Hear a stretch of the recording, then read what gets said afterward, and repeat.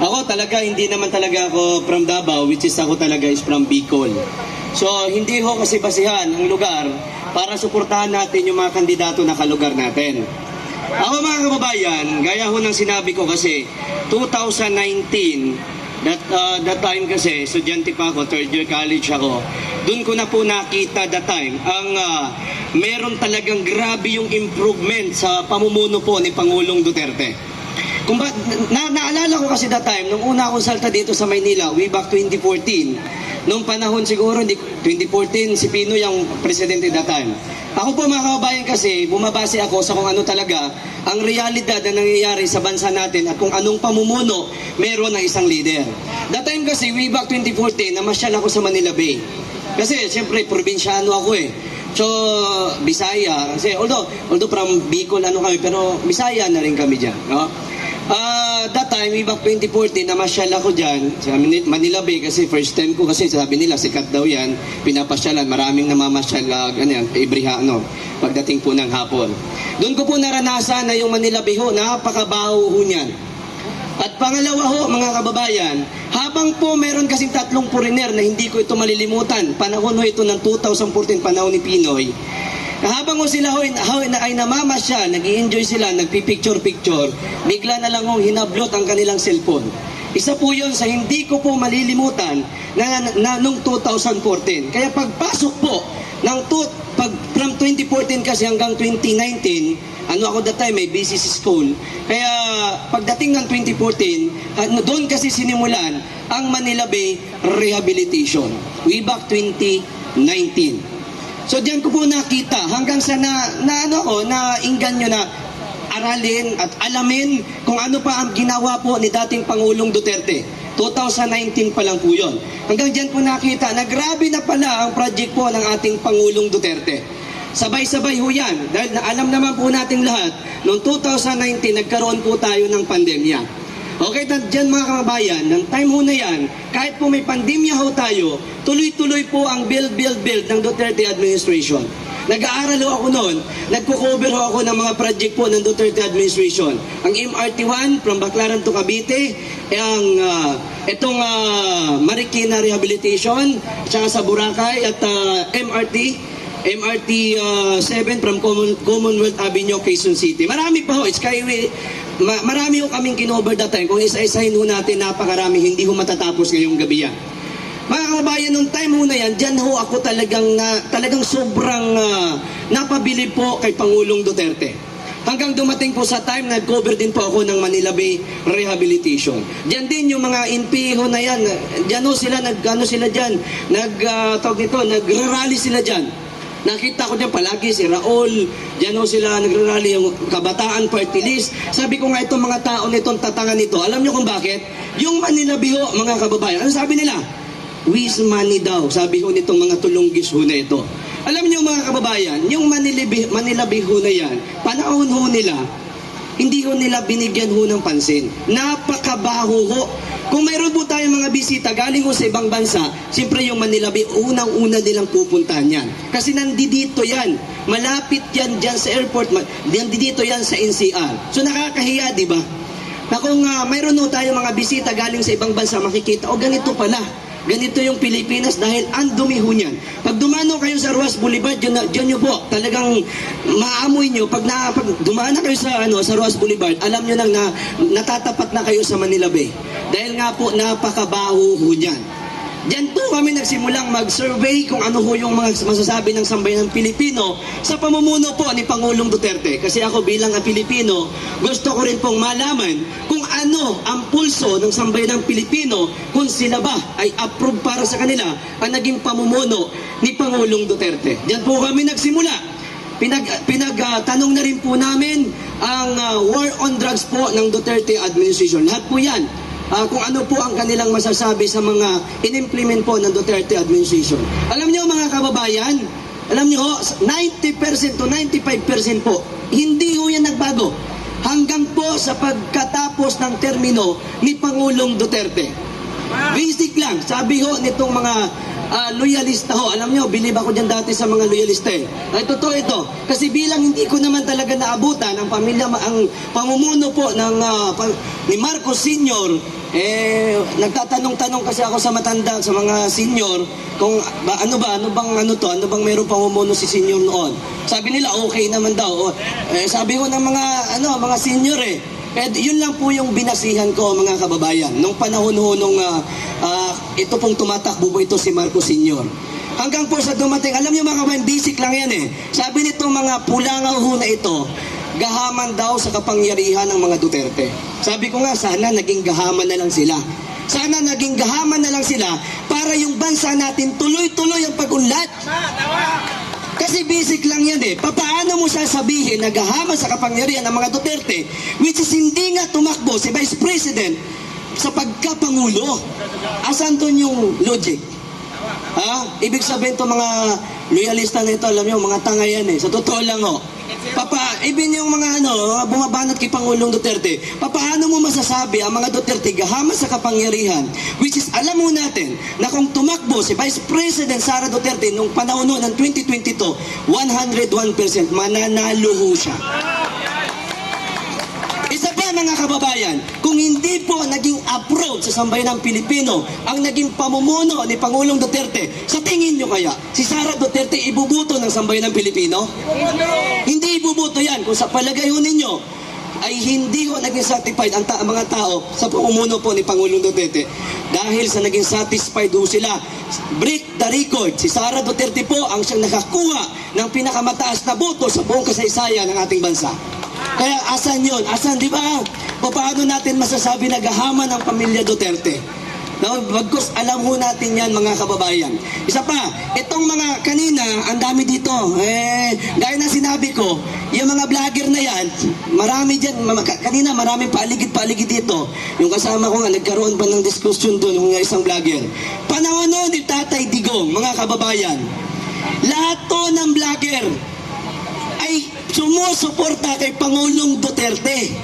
Wala pong vlogger noon. Although mayroon parang isa-dalawa lang yung vlogger noon na umaatake yung mga vlogger ng Dilawan Wala naman kasi wala naman views Not interested naman yung tao manood sa kanila. Kaya wala talaga may vlogger sila, isa-dalawa. Samantalang yung mga vlogger po na bumabanat kay Pangulong Duterte, noon pa yan, kilala ko na sila. Noon pa yan, kasama ko na sila. 2019 hanggang sa natapos ang termino ni Pangulong Duterte. Kaya nagtataka ho ako, nung ito na po ngayon, nagsipagbaliktaran ho sila. Diba, binabanatan na po nila si Pangulong Duterte. Sabi ko, ano ba to? Pira-pira lang talaga. Ano ba to? Sabi ko nga, alam mo ano sabi? Ito, kaibigan ko Pero nandun sa kabila, ano sabi sa akin? Nagkita kami. Accidentally lang, hindi namin pinag-ano na magkita kami. Accidentally, nagkita kami. Ano sabi sa akin? Bro, pasensya na. Kailangan ko ng pera kasi may pamilya ako. Diba? Kaya mga kababayan, yung mga vlogger na bumabanat kay Pangulong Duterte, gaya ng sinabi ko sa inyo, mga bayaran yan. Mga kilala ko yan. Kung i-stock po ninyo ang mga old videos po nila, halos lahat po yan, sumuporta, pumuri, simula sa pagkaupo ni Pangulong Duterte, hanggang sa natapos po ang kanyang termino. Alam niyo po mga kababayan, nabanggit ko na ito doon sa kabila, nung ako po nagsalita, mayroon din pong nag-offer sa akin. Totoo po ito. Kung kaya ang kay Banat Bay, 500, ang sa akin po, 200. Sabi ko nga po sa inyo mga kababayan, kung ako po, ang aking puso ay wala dito, wala sa pagmamahal sa mga Duterte, bagkus alam naman natin na sila ang tumutupad po para sa taong bayan. Binabanatan ko na sana ang mga Duterte kung bayaran ho ako. Di ba? Ano ang kondisyon sa 200,000 a month? Ano ang kondisyon? Banatan ko si Pangulong Duterte. Banatan ko si Inday Sara Duterte. Pangatlo, purihin ko ang mga tambaluslus. Mga kababayan, hindi ho ako takot. Kasi, alam niyo po, lahat po tayo mamamatay. Ilang taon from now, wala na po tayo lahat dito. At pagkatapos po ng buhay natin dito, haharap po tayo sa hukom na walang bias. So, di ba, pagdating mo doon, aanga-anga ka, hulog ka sa impyerno. Di ba? Pabayaran ka dito sa lupa para siraan yung tao na batid natin na sila ang gumagawa ng tungkulin para sa inang bayan, para sa sambayan ng Pilipino. At isa pa mga kababayan, ito ngayon ko lang to sasabihin, para sa kaalaman ng lahat, si Abante, lagi kasing sinasabi ng, although na pag-uusapan kasi ito sa simbahan, ako po, nandito ako para sa katotohanan at para sa tao na tumutupad ng tungkulin para sa inang bayan. Ako po kasi, para sa kaalaman ng lahat, Baptist po ako. Alam niyo po, kabayan, ito po ay talking about the reality. Baptist po ako. Kaya nakikita ko, naisip ko nga, ano bang mga Duterte supporters, nagagalit ba sila sa mga, yun, naisip ko lang po yan, na ano ko lang sa utak ko. Kasi mga kababayan, itong si Abante ho, pasensya na ho, hindi ko alam kung mapapanood din ito ng pastor ko, Pastor, good evening. Si Abante kasi mga kababayan, di ba, binanatan niya si Pangulong Duterte. At sinabi niya na, ako, marespeto talaga ako sa mga pastor. Naging leader din ako kasi sa church. Respeto ko talaga yung mga pastor. Pero dito kasi mga kababayan kay Abante ho, sa totoo lang ho, every time na lumalabas siya sa news, sinisend din sa amin, sa GC ho namin, sa church. Sabi ko, ano to? Tapos, marami nagsasabi, Baptist, Baptist, Baptist. Lagi nang sira. Sabi nga ng mga kasama ko doon sa church, nasisira yung Baptist dahil kay Abante. Ito, totoo po ito. Pastor, pasensya na po. Ako po nagsasalita lamang. Hindi, kasi ang pastor ko kasi, siyempre, ang ano kasi namin is talking about unity sana ng sambayan ng Pilipino. Tayo naman, nag-unity naman tayo. Sila lang ang ayaw kasi gumagawa sila ng hindi tama para sa atin. Kaya tayo, unity talaga tayo. Kaya Abante, ano man kung tawag ko sa'yo. Alam mo, nire-respeto kita kasi sabi mo, Baptist pero may kunti respeto pa rin ako kabayan. I hope you understand. Pero alam nyo po, every time na nagkakaroon ng investigasyon dyan sa Congress, na lagi itong nasasalang si Abante, lagi yun pinag-uusapan sa church namin, nasisira ang Baptist dahil sa kanya. Diba?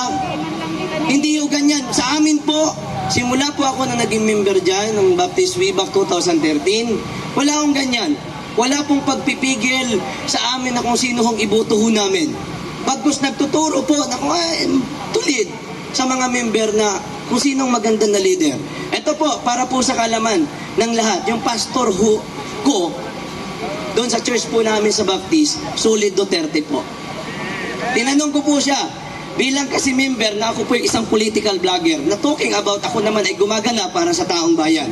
Tinanong ko siya, kasi that time kasi, noong 2022, yung pastor ko din kasi, ay ang kanyang sinuportahan talaga, si Bongbong at saka si Sara. Ngayon nagtanong ako sa kanya nung umuwi ako nung last, 2 months ago, umuwi ako. Ikaw, pastor, kasi nag-away ng Marcos Duterte, banggaan na pastor, ano yung ano mo dito? Sabi niya, alam nyo si Sara.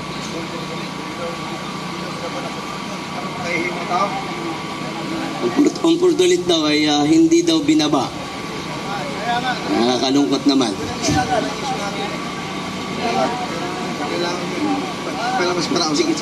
Interruption lang, brother. Crisis tayo. Nagtanong ko ako sa sa pastor ko kasi dati nga gaya ng sinabi ko, sinuportahan niya kasi si Bongbong yun ang sinuportahan niya Ngayon mga kababayan, tinanong ko siya nung umuwi ako last 2 months ago. Sabi niya po sa akin, Duterte talaga. Nabudol daw din siya. Kasi sa amin kasi gantang ang bigas. That time daw, ni panahon ni Pangulong Duterte, nung nagkaroon ng pinakamahal na nabigas sa amin, yung gantang, yung gantang sa amin, yung pinakamahal, 80 Ngayon kasi kay Bongbong Marcos, gantang kasi sa amin. Siguro ang laman ng gantang is 2.5 siguro. Correct me if I'm wrong, at may nakakalam dito.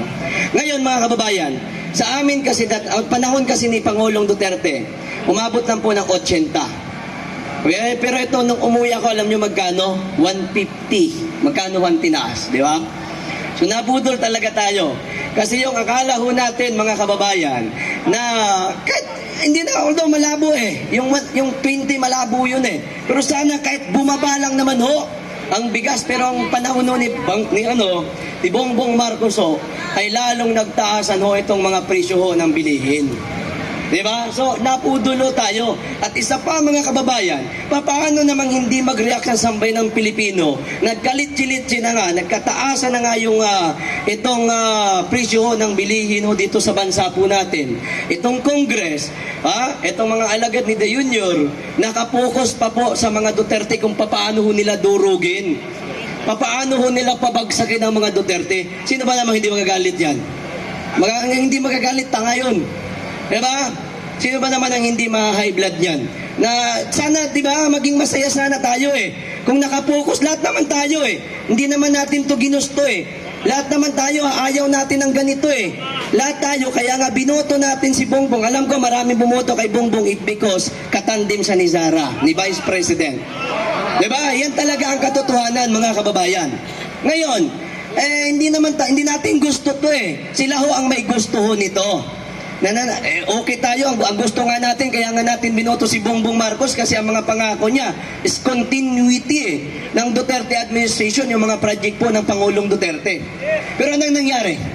Mag 3 years na po siya sa kanyang panunungkulan bilang Pangulo ng Pilipinas. May nasimulan bang project? Mayroon ba? Mayroon ba? Ang nangyari po mga kababayan, ayan, nagkakating ribbon po sa mga project po ng Pangulong Duterte. Tapos sasabihin nito mga tangang vlogger na mga dati kong kasama, na yung mga project ko na yan, nag-cover kami dyan. Simula ng project ko na yan hanggang sa pagtapos ni Pangulong Duterte. Panay kami pasalamat, panay kami vlog no na, ito, kundi dahil kay Pangulong Duterte, hindi ito mangyayari. Ganyan. Tapos kay mga tanga, si BBM daw ang nagpagawa.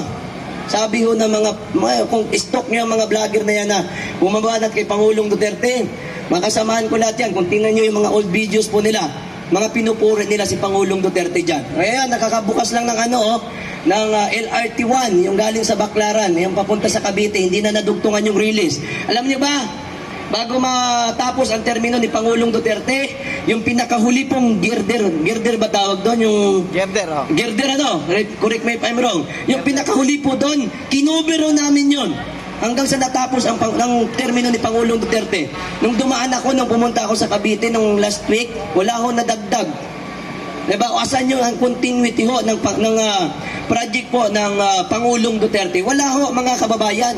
Kaya papaano ho natin ito hindi ho magagalit ang sambay ng Pilipino na ang ginagawa po nito. Anong sabi ng mga pulahang vlogger nung nag-opening doon sa LRT? Salamat do kay Bongbong Marcos. Kung hindi dahil kay Bongbong Marcos, hindi tayo magkakaroon ng LRT1 Pambaclaran to Cavite. Tanga. Pinangako ni Pinoy yan, tinupad yan ni Duterte. Diba? Mga kababayan, hindi naman tayo dito hindi tayo dito nandito para ipaglaban yung mali. Nandito tayo para ipaglaban yung tama. Diba? Ang LRT1 from Baclaran to Cavite, matagal naman na talaga yan. Matagal na yan pinag-uusap-usapan na ilang at presidente na Pero tanging si Pangulong Duterte lang talaga ang mayroong kamay na bakal na napagawa yung LRT1 ho na yan. Pero hindi na nadugtungan. Paano na ngayon? Nainangkin diba? Inangkin nga, inangkin ng mga Sabi ng vlog, na nag-opening doon, nandun sila, mga kasama kong vlogger na dati.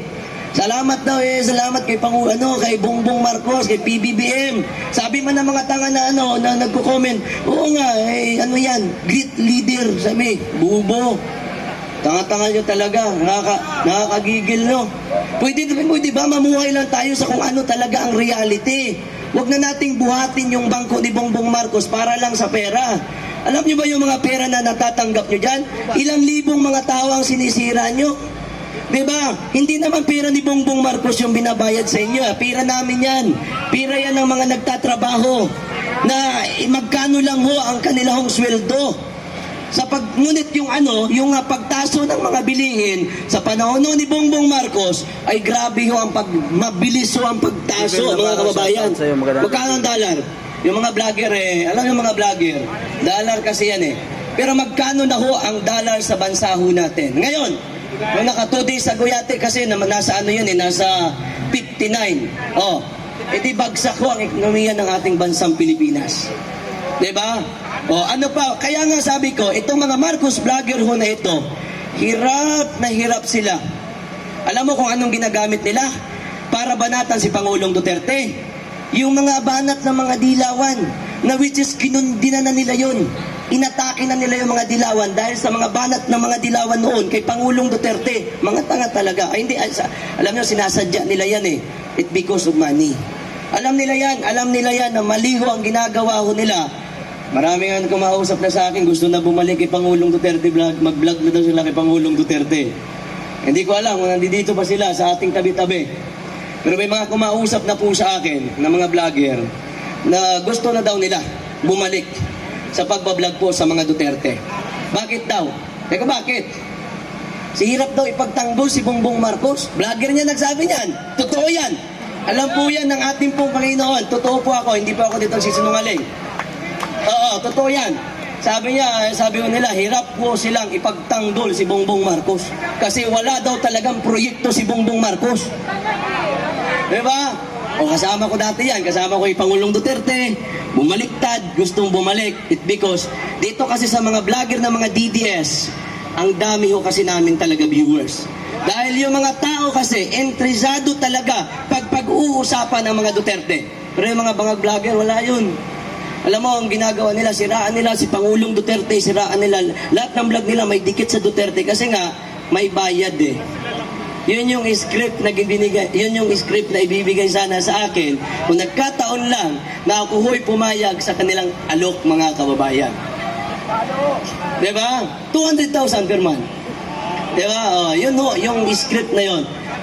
O, lahat tayo umaasa ho ako na lahat ho ng ito ay nasasaksihan. Alam mo ito ng ating Panginoon.